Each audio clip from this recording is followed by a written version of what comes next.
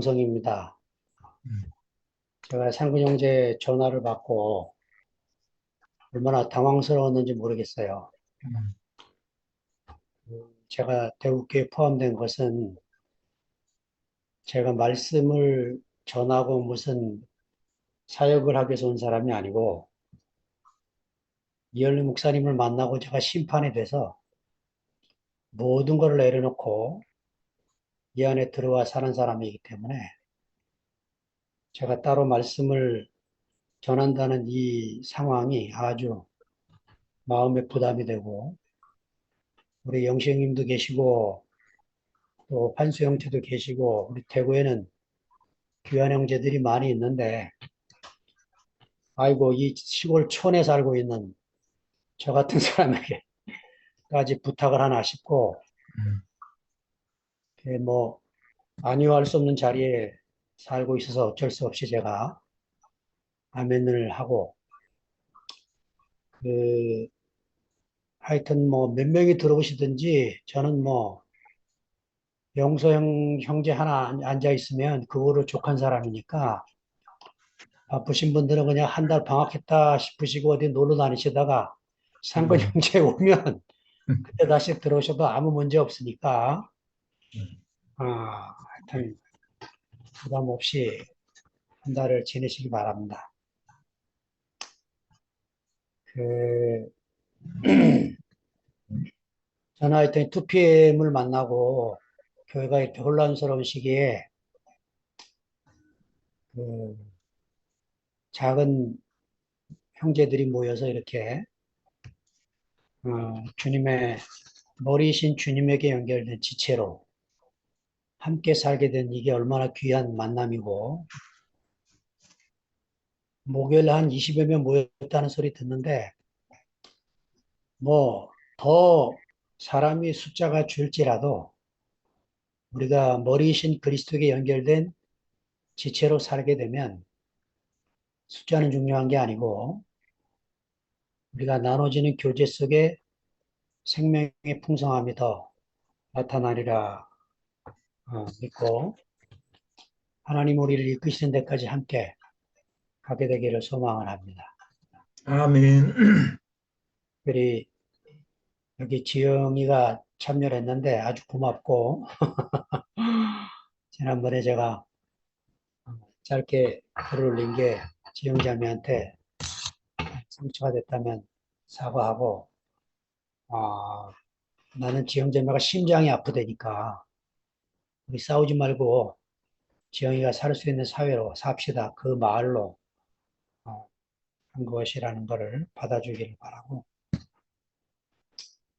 그, 오늘은 마가복음을 제가 이번에 같이 나누려고 하는데 처음에는 사복음서를 하려고 생각했다가 그냥 마가복음 하나만 갖고 여러분과 함께 네 번의 시간을 좀 보내야 되겠다는 마음을 갖고 시작을 하겠습니다. 오늘은 복음서, 사복음서에서 특별히 마가복음, 이 저자에 대한 이야기를 좀 하려고 합니다. 다행히 사복음서 중에 이 마가에 대한 그 기록이 신약성경 안에 잘 되어 있어서 우리가 마가라는 사람이 어떤 사람인지 하나님의 글을 들어서 12제자도 아닌데 12사도의 한 사람도 아닌데 하나님이 이 젊은 형제를 불러서 어떻게 이게 귀한 복음서를 쓰게 되었는가 하는 거를 같이 나누려고 합니다. 그 성 어거스틴이 마가복음을 마태복음의 요약본이다 이렇게 말을 했는데 학자들이 이제 19세기쯤 학문이 발달을 하고 수많은 학자들이 연구한 결론은 마태복음이 먼저 쓰여진 게 아니고 사복음서 중에 마가복음이 먼저 쓰여졌고 그거를 대본으로 해서 마태복음과 누가복음이 쓰여졌고 그 세 복음서를 공관복음서라고 불렀는데 그것도 학자들이 연구해 본 결과 공관, 같은 관점에 쓴 공통된 관점이 아니고 마태는 마태대로, 마가는 마가대로 예수님의 자기가 경험한 아주 독특한 부분을 쓰려고 기록을 한 책이고 요한복음은 전혀 다른 또 관점에서 시간이 한참 흐른 뒤에 마지막 복음서를 기록한 것으로 그렇게 지금은 이해되고 있습니다. 이 사복음서 중에 마가복음서의 저자의 마가의 이름이 마가라 하는 요한으로 나오는데 그 마가라는 말은 라틴어입니다, 원래. 로마 이름에 마르코라고 하는 이름인데 그러니까 이제 이름을 두 개 가지고 있는 거죠. 보통은 이제 그리스도 이름이나 히브리 이름이나 이렇게 두 개를 갖고 있는데 이 마가만 그 유태인이 갖고 있는 그 히브리 이름 외에 로마 이름을 가지고 있는 독특한 그런 사람입니다. 아마 그 제가 지도를 좀 봐가면서 어,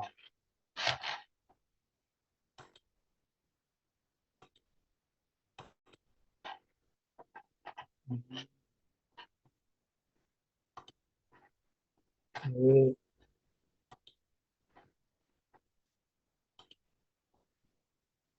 하하, 이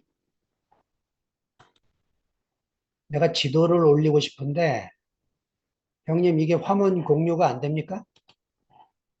화면 공유 비활성화 해놨다는데 오늘 지도가 있어야 설명하기가 쉬울 텐데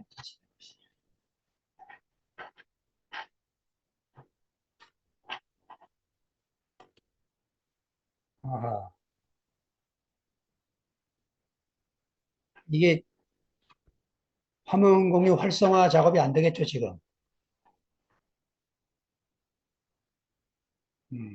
그러면 그냥 따라오시는 게 어렵겠지만 그냥 따라오시기 바랍니다. 어, 그 초대교회 역사가 어떻게 흘러가고 있냐면 사도행전 11장 19절에서 30절에 보면 스데반의 일로 예루살렘 교회에 핍박이 일어납니다. 그래서 제자들이 흩어지기 시작을 해요. 흩어지기 시작을 해서 도망 다니면서 복음을 전했는데 유태인에게만 복음을 전하고 있었습니다. 그런데 그 무명의 그리스도인 형제들이 안디옥을 지나가면서 이방인에게도 복음을 전하는 헬라 사람들, 그리스도인에게도 복음을 전하는 그런 일이 벌어지게 되면서 지도가 없어 아마 좀 답답하실 텐데 그 안디옥에 교회가 생겨납니다. 형제들이 점점 많아져서 그 소식을 예루살렘 교회에서 듣고 한 사람을 파송하기로 결정을 해서 바나바라고 하는 사람을 예루살렘 교회에서 수리아 안디옥으로 파송을 하게 됩니다. 안디옥에 바나바가 도착해서 형제들을 가르치고 섬기는데 너무 형제들이 많으니까 감당이 안 되는 거예요. 그래가지고 바나바가 어디로 가냐면 그 윗지방에 올라가서 길리기아 다소로 가서 옛날에 예수 믿는 사람을 핍박하러 갔다가 빛을 만나서 실명을 하고 다시 눈을 뜨고 그 사울이 어디로 가냐면 아라비아 사막으로 3년을 갔다가 거기서 고향 다소로 가요. 그 다소에 사울을 만나러 갑니다. 사울이란 말은 히브리어의 이름이고 바울이라는 말은 헬라식 이름이에요. 그리스의 이름이고 그러니까 사울이라고 하는 바울을 만나러 바나바가 길리기아 다소로 갑니다. 그때에 사도 바울은 다소에서 11년 동안을 아무것도 하지 않고 오로지 자기가 만난 주님을 묵상하고 아마 하나님이 자기를 부르실 때까지 기다리고 있었던 것 같아요. 그러니까 총 합하면 14, 5년 동안 바울이 하나님이 자기를 부르실 때까지 기다리고 있었던 것이요. 이때 바나바가 찾아가서 바울 형제여, 우리가 안디옥에 가서 지금 형제들이 몰려오는데 내가 혼자 감당할 수 없으니까 같이 갑시다. 이렇게 손을 내밀어 주는 바람에 바나바의 손에 이끌려서 바울 사도가 수리아 안디옥에 가서 사역을 시작을 합니다. 그 점점 이제 형제들이 늘어나게 되고 예루살렘 교회가 안착을 하게 되는데 최초로 마가라는 이름이 사도행전 12장 12절에 이렇게 나옵니다. 그 마가라 하는 요한의 어머니 마리아의 집에 가니 여러 사람이 거기에 모여 기도하고 있더라. 이 사도행전 12장이 무슨 사건이냐면 베드로가 감옥에 갇혀 있다가 천사가 잠자고 있는 베드로를 깨워갖고 나를 따라와라 해가지고 몰래 나오게 돼서 베드로가 어디로 가냐면 이 마가의 집으로 가요. 예루살렘 교회의 시작이 바로 이 마가의 다락방에서 시작을 한 겁니다. 그러니까 우리나라 다락방을 생각하면 안 돼요. 왜냐하면 여기 120문도가 모여서 성령 충만을 받은 그런 곳이니까 2층 집이에요. 마가 다락방이라는 게 우리 다락방이 아니고. 그러니까 예루살렘 교회가 이 요한의 어머니 마리아의 집에서 시작이 된 거죠. 이 요한의 어머니 마리아의 아들이 마가입니다. 마가라 하는 요한입니다. 요한이라는 말은 히브리어 요하나나에서 왔는데 야훼는 은혜로우시다. 이런 뜻이에요. 그래서 요한의 이름이 굉장히 많아요. 성경에만 해도 세례 요한이 있고 사도 요한이 있고 마가복음의 저자 마가 요한이 있습니다. 요한이 이름이 흥한 게 은혜로우신 하나님을 다 경건하게 믿고 따르던 유태인들이 요한의 이름을 그렇게 주로 짓게 된 거죠. 여러분이 다락방 교회 혹은 마가의 다락방 이 소리가 바로 이 여기서 나온 이야기입니다. 그러니까 예루살렘 초대교회가 그 마가의 어머니의 헌신으로 자기 집을 제공하는 그 어머니의 헌신으로 예루살렘 교회가 시작이 됐고 그 어머니 마리아의 아들인 요한은 그 어머니의 신앙을 따라서 그 교회 생활을 하고 있었고 바나바는 이 마가 요한의 외삼촌이에요. 그러니까 바나바와 어머니 마리아는 누이죠, 누이.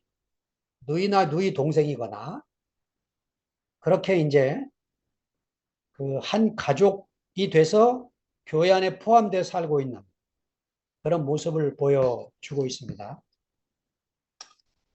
자, 사도행전 12장에 보니까 무슨 일이 벌어지냐면 큰 기근이 나요. 그래가지고 이 가뭄 때문에 예루살렘 교회가 굉장히 어렵다는 소문을 듣고 그 안디옥 교회에서 모금을 합니다. 헌금을 모아갖고 예루살렘 교회로 부조를 보내요. 그럴 때 누구를 통해서 보내냐면 바나바와 사울을 두 사람을 파송을 합니다. 그래서 예루살렘 교회 헌금을 전달하고 돌아갈 때 이 예루살렘에 있는 마가라는 요한을 데리고 수리아로 돌아갑니다. 안디옥으로. 그래서 그 마가 요한이 사도들의 사역에 참여하기 시작을 합니다. 그리고 이제 13장으로 가면 사도행전 13장으로 가면 어느 날 성령님이 지시를 해요. 그 두 사람을 따로 세워라. 그래서 바울과 바나바를 따로 세워서 기도를 하는데 성령이 두 사람을 선교사로 보내도록 명령을 하셔서 이때 바나바와 바울이 요한을 수행원으로 데리고 갔다. 이게 사도행전 13장 5절에 나옵니다. 그래서 지도를 보면 그 구브로라고 하는 그 키프로스 거기를 거쳐서 배를 타고 밤빌리아 쪽으로 그 여행을 1차 전도 여행을 하는데 일이 생겨요. 무슨 일이 생기냐면 이 수행원으로 따라간 마가라는 요한이 집으로 돌아가 버립니다. 예루살렘으로.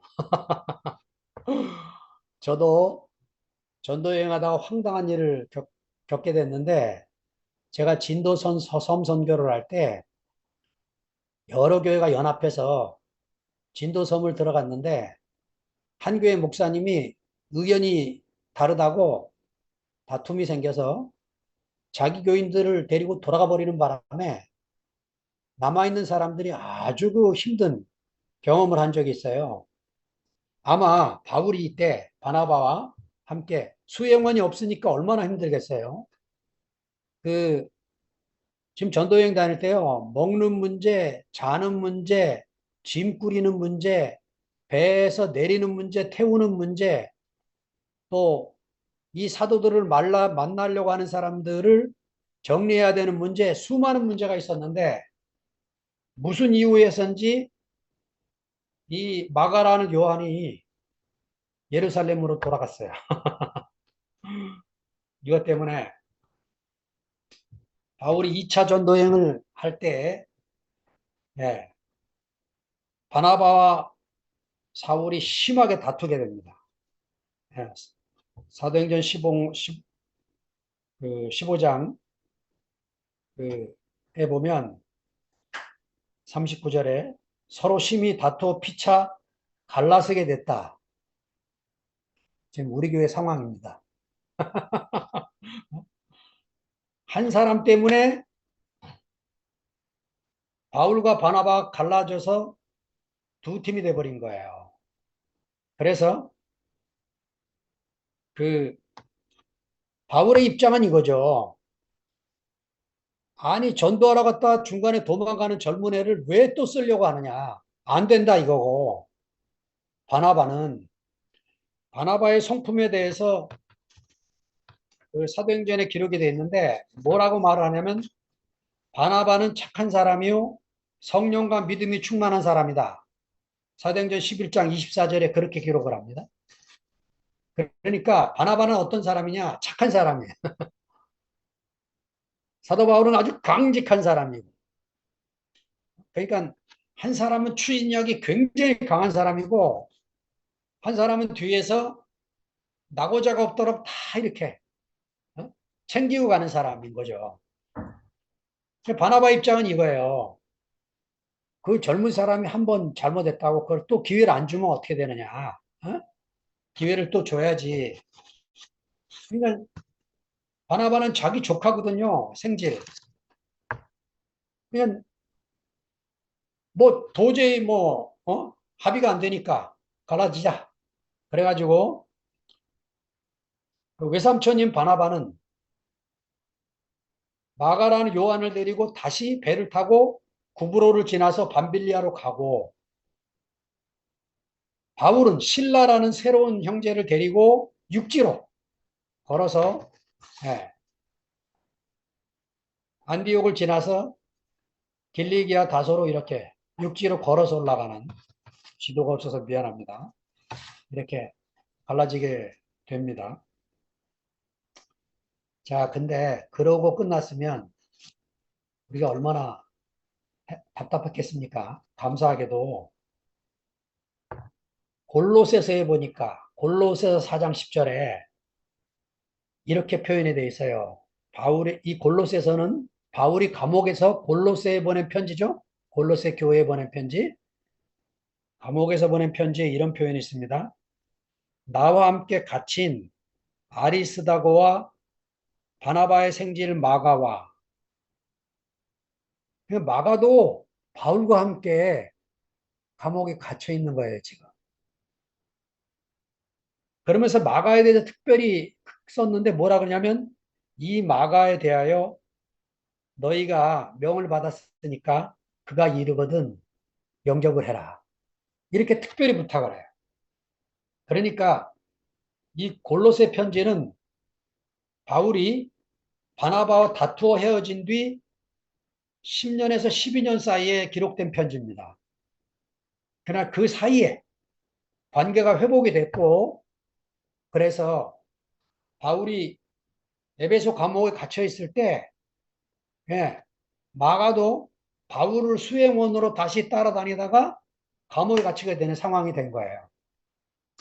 아마 처음에 바나바를 외삼촌을 따라서 전도여행을 다녔지만 학자들의 추측이 바나바가 일찍 죽었을 것 같다는 거예요.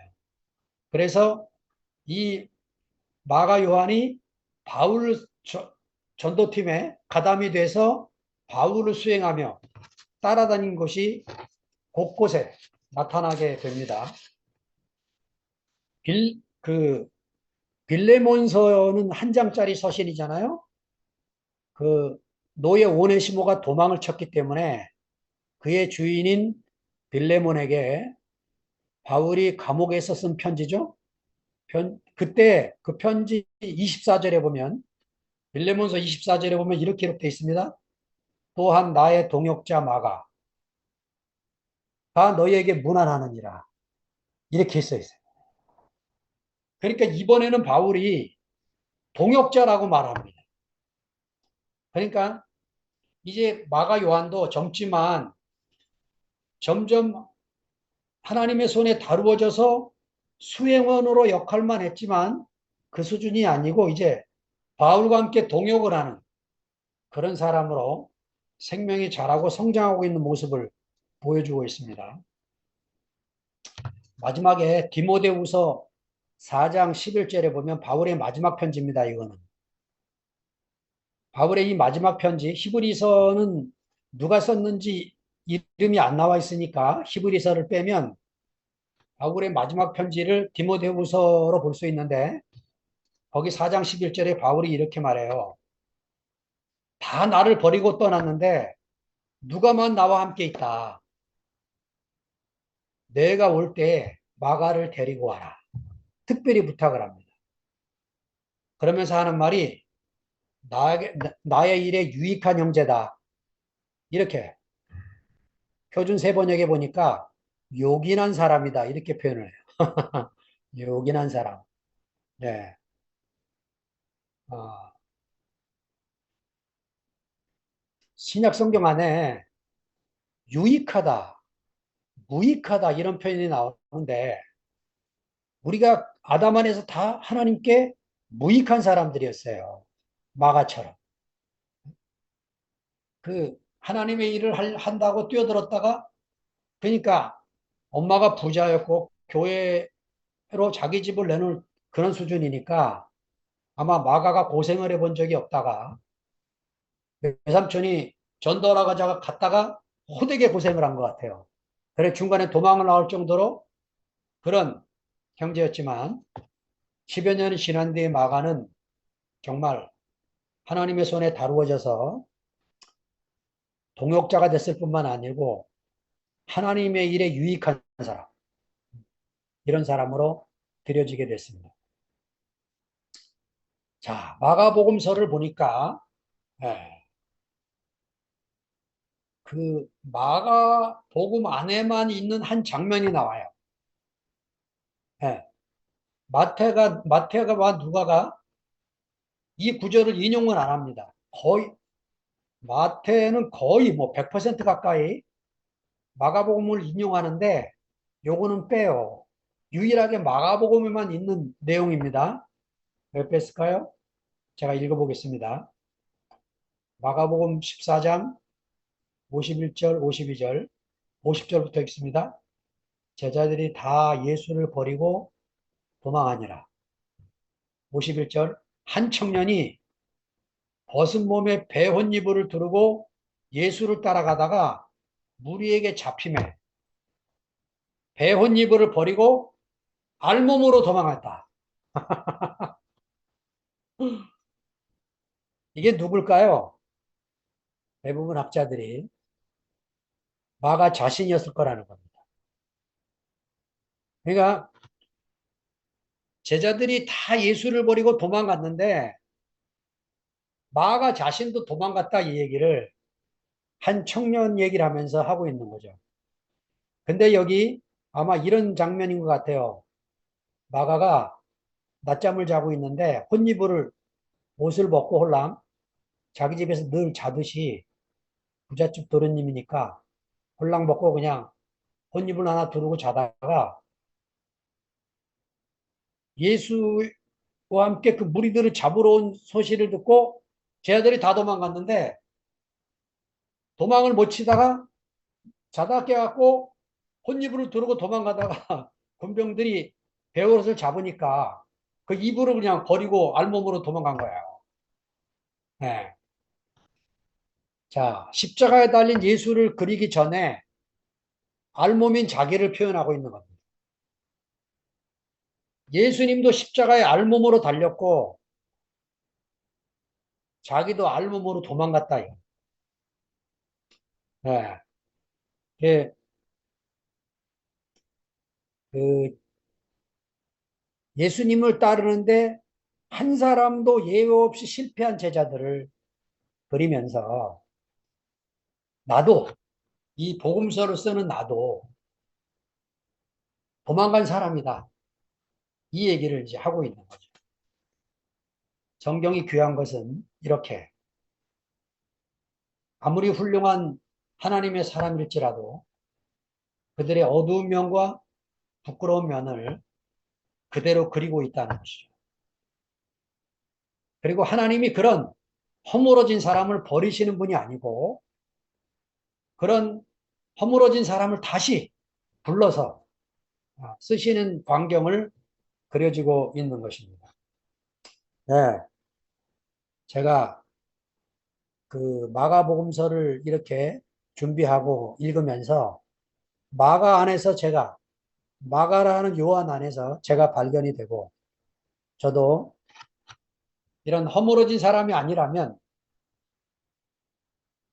대국교회 제가 포함되지 25년 전에 포함되지 않았을 테고 또 이런 기가 막힌 상황이 벌어졌을 때 제가 이엘레 목사님 옆에 무릎을 꿇고 제 모든 것을 더 내던지고 우리 명식님처럼 아멘 인생으로 살다가 이런 사태가 벌어졌을 때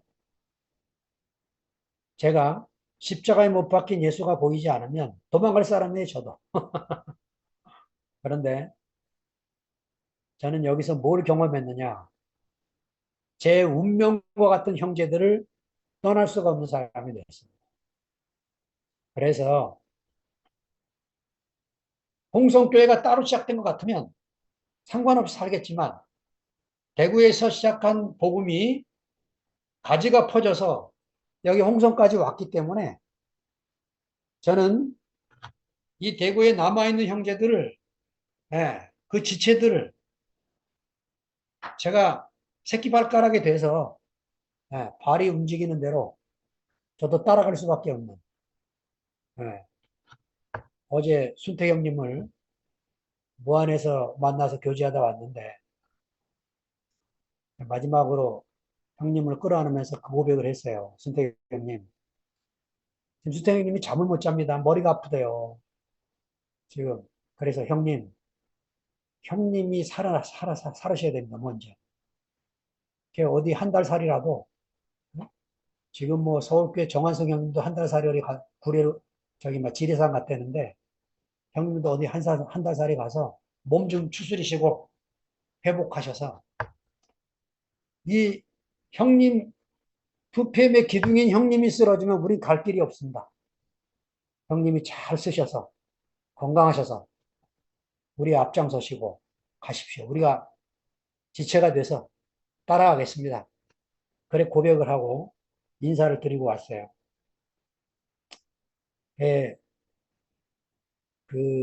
늘 하나님이 남은 자를 두셔서 그 남은 자를 통해서 새 경륜을 펼치시는 그 하나님을 제가 바라보고 살아오고 있고, 어제 예, 그 무안을 다녀오는 그 길에 신랄 같은 희망의 빛을 보고 제가 위로를 받고 돌아오게 돼서 얼마나 감사한지 모르겠어요. 자, 이 마가라는 요한이 마가복음서를 쓰기 전에 외삼촌 바나바를 쫓아다니다가 그 다음에는 바울을 따라 다니다가 마지막으로 베드로를 따라가게 됩니다. 아마 사도 바울이 그 네로 황제의 핍박 시대 때 대부분의 사도들이 죽었는데 그 바울이 먼저 죽었고 이 마가란 요한이 베드로를 따라서 마지막 사역을 끝까지 해서 그 베드로는 십자가에 거꾸로 달려 처형당하고 죽었지만 마가란 요한은 남아서 다음 기회에 또 말씀드리겠지만 마가의 기념교회가 저기 이태리 동북부에 거기 하나 있고 그 다음에 아프리카 이집트에 알렉산드리아에 마가를 기념하는 마가 기념교회가 또 하나 있어요. 그러니까 이 젊은 형제가 자기 온 힘을 다해서 사도들이 죽은 뒤에도 자기 인생 전부를 바쳐서 그 이태리에서 여러분 이 아프리카까지 그 얼마나 엄청난 거리예요. 그렇게 사역을 하면서 일생을 마치게 된 그런 귀한 형제가 됐습니다. 베드로전서 5장 13절에 보니까 사도 베드로가 편지 내용 안에 이렇게 씁니다. 택하심을 함께 받은 바벨론에 있는 교회가 너희에게 문안하고 내 아들 마가도 그리하느니라. 예, 바울은 마가를 동역자로 불렀지만 베드로는 마가를 아들로 부릅니다. 예, 베드로는 헬라어 말을 못했기 때문에 아마 이 마가라는 요한이 베드로의 통역자가 돼서 베드로의 설교 때마다 따라다니면서 그리스어를 통역을 했을 것 같아요. 여기 택하심을 받은 바벨론에 있는 교회, 이 바벨론은 우리가 요한계시록을 읽을 때처럼 이거는 언어입니다, 언어. 비밀 언어. 아마 학자들이 이 바벨론 교회는 로마 교회를 상징하고 있는 교회라고 여겨지고 대부분의 사도들이 다 로마에서 순교를 당하게 되고 그런 이제 죽음을 맞이하게 되죠. 그 저는 이제 이 마가복음을 준비하면서 내가 마가 안에서 발견된다는 게 얼마나 은혜롭고 복이 되는지 모르겠어요. 여러분, 우리 교회가 이 사태가 벌어지게 된 제가 이해하고 제가 해석하는 중요한 문제는 뭐냐면 우리가 뭘 안다 하는 순간에 모르는 세계와 아는 세계를 갈라버리게 되는 거죠. 예. 그러니까 베드로가 주는 그리스도시요 살아계신 하나님의 아들입니다 하고 내가 뭘 안다 하는 순간 그가 알고 있는 예수는 사라지는 거예요. 오히려 베드로가 통곡을 하면서 다우는 소리에 통곡을 하면서 나는 그를 모른다 할 때 아무것도 내가 아는 것이 없다 할 때 그는 주님에게 아신 바 돼서 귀하게 쓰이는 사도가 된 거죠. 예. 우리 교회가 이렇게 11am과 2pm으로 갈라지게 된 것은 누가 가르려고 해서 갈랐겠습니까? 우리 안에 내가 뭘 안다. 내가 뭘 깨달았다. 이게 경계가 세워져서 예, 내가 누구보다 낫다. 너는 모른다. 이렇게 하는 순간 우리는 전혀 다른 길을 갈 수밖에 없는 그런 자리가 아닌가 하는 생각을 갖게 됩니다. 그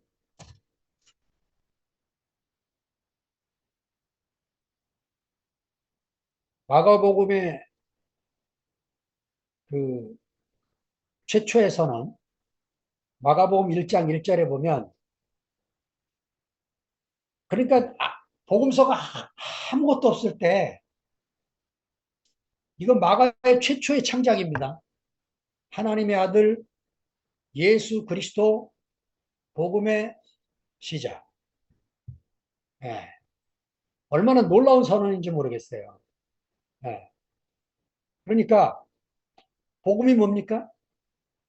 그 예수라는 그분은 그의 죽으심과 부활도 복음이지만 예수라는 그분 전체가 하나님의 아들이고 그가 그리스도라는 이것이 우리에게 복음이라는 거죠. 이게 복음의 시작이고. 예. 그러니까 아멘.